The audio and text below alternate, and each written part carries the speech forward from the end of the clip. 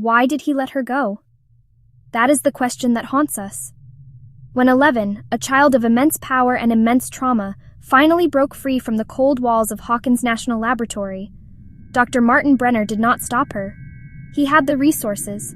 But Brenner was not a man who made mistakes. He was a puppeteer, a grandmaster of a terrifying game, and every move was calculated. His inaction feels less like failure and more like a deliberate, chilling choice. Perhaps he saw her escape not as a loss, but as a new phase of the experiment. Letting her run was the ultimate field test. He could observe from a distance, gathering data far more valuable than anything he could collect in a controlled setting. Another theory, a darker one, is that he wanted her to open the gate. Her escape, and the subsequent chaos it would unleash upon the unsuspecting town of Hawkins, might have been the exact catalyst he needed. A live incursion from another dimension would be the ultimate proof of his life's work. It would provide undeniable evidence to his shadowy government backers. Her escape wasn't a setback. It was the final, critical step in a plan decades in the making, designed to bring the horrors of the Upside Down into our world for his own twisted purposes. 11 was not the first. She was not the only one. The sterile, brightly colored walls of the Rainbow Room held many children, each one a number, each one a project. We know of Kaylee number 8, whose ability to create powerful illusions allowed her to escape and forge her own path of revenge. But what about the others? What about 1 through 7, 9, and 10? The official story, the one whispered in classified files, is that they were failures, unstable, weak. But the truth is likely far more horrifying. Brenner was not a man who tolerated failure. He didn't just discard his broken toys, he dissected them to see what went wrong. The massacre in the lab, instigated by a powerful, rage-filled subject, supposedly wiped out the others. But is that the whole story? In a facility dedicated to psychic abilities and dimensional tiers, could some have survived? Perhaps some children were moved to other, even more secret facilities before the incident. Maybe their powers were different, less suited for espionage or combat, and they were repurposed for other, equally sinister projects. Think of it. Children who could manipulate time, communicate with the dead, or control technology. Their purpose was clear: to become living weapons. Brenner stripped them of their names, their families, their very identities, all to mold them into tools for the Cold War. The Rainbow Room wasn't a playroom. It was a forge. It was a place where childhood was burned away, leaving only the cold, hard steel of a psychic soldier, loyal only to the man who created them, the man they called Papa. So where are they now? If any survived, they are ghosts. They would be adults, their powers matured, their psychological scars deepened. The fate of these lost children is one of Hawkins Lab's greatest and most tragic secrets. They are the silent victims, their stories erased, their existence denied, their echoes still crying out from the shadows of the past. It's easy to paint Dr. Brenner as a lone mad scientist, a rogue element operating in the shadows. But that narrative is a comforting lie. A project of this scale, with this much funding and this level of secrecy, does not exist in a vacuum. The United States government was not just aware of Hawkins Lab, they were its silent, willing partner. Men in dark suits and government cars were seen coming and going. Classified budgets were approved. Reports, however sanitized, were filed. They knew. They may not have known every horrifying detail, but they knew enough. They knew children were involved. They knew the experiments were dangerous and unethical. The government's motivation was simple and powerful: fear. In the heart of the Cold War, the Soviets were rumored to be making their own advances in parapsychology.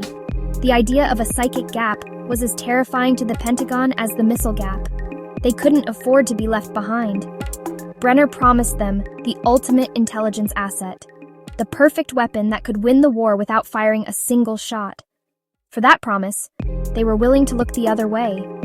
They were willing to sacrifice a few unknown children for what they saw as the greater good of national security. The lab wasn't Brenner's folly. It was a state-sanctioned black site. How much did they truly understand about the Upside Down? Likely very little at first. To the bureaucrats in Washington, it was probably just abstract theory, a potential source for psychic power. But when the gate was opened, when a creature from that other place began stalking the streets of a small Indiana town, their willful ignorance became active complicity. The cover-up that followed was not just to protect Brenner, It was to protect themselves from the monstrous truth they had helped unleash. This web of complicity means that the program may have never truly ended. When Hawkins Lab was officially shut down, the personnel, the data, and the secrets didn't just vanish. They were absorbed back into the clandestine apparatus that created them. The government's silence was not just about hiding a past failure, it was about protecting an ongoing investment. The machine they built is still running. 11's telekinesis was spectacular, but it's honestly a bit naive to think it was the only power Brenner was chasing. The human mind, is a vast, uncharted territory, and he was its most ruthless explorer.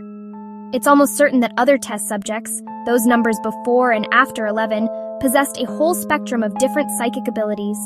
Imagine just for a moment, a child who could see the future, but only in fragmented, terrifying glimpses. Or maybe one who could manipulate fire with their thoughts. Each power would present a unique challenge, and honestly, a unique opportunity for weaponization. The Hawkins Lab program was probably far more diverse than we know.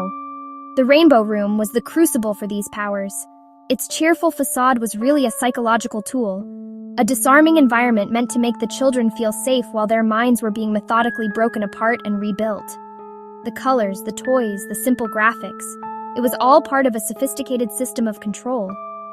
It was designed to foster a dependence on Papa, to make him the sole source of comfort in a world of painful tests and terrifying psychic exploration.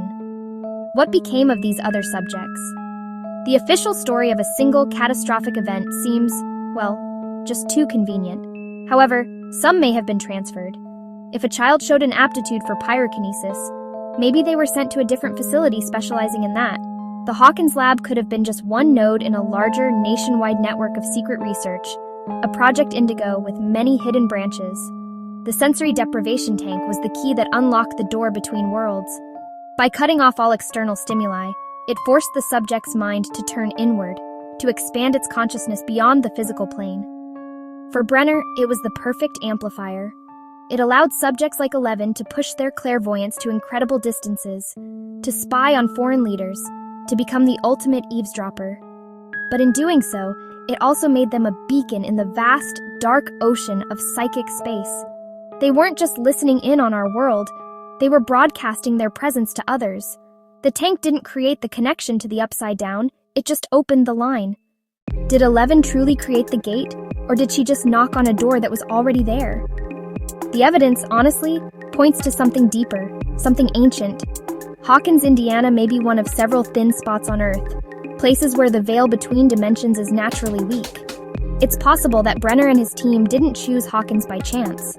They may have detected this pre-existing instability through scientific research, or by studying historical accounts of strange phenomena in the area. The Upside Down itself is far more than just a dark echo of our world. It's a living, breathing ecosystem with its own history and its own hierarchy of inhabitants.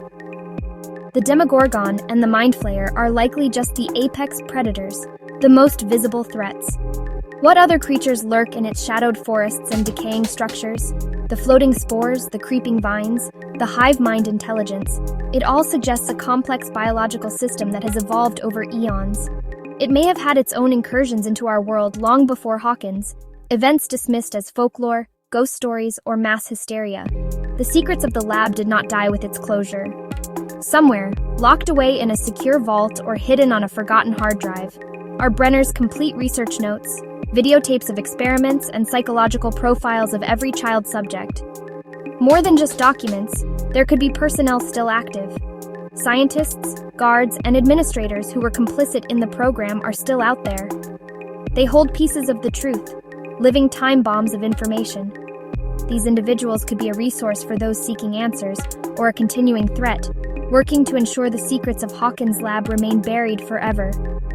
For any survivors, the consequences are lifelong. The psychological trauma of their upbringing, combined with the physical strain of using their powers, leaves indelible scars. They are forever caught between two worlds, never truly belonging to either. They are living proof of Brenner's hubris, and they carry the burden of his secrets. The questions surrounding Hawkins Lab remain unanswered, echoing from the past. What other powers are out there? What other gates are waiting to be opened? And what other monsters, both human and otherwise, are still waiting in the dark? The story is not over. The echoes have not faded.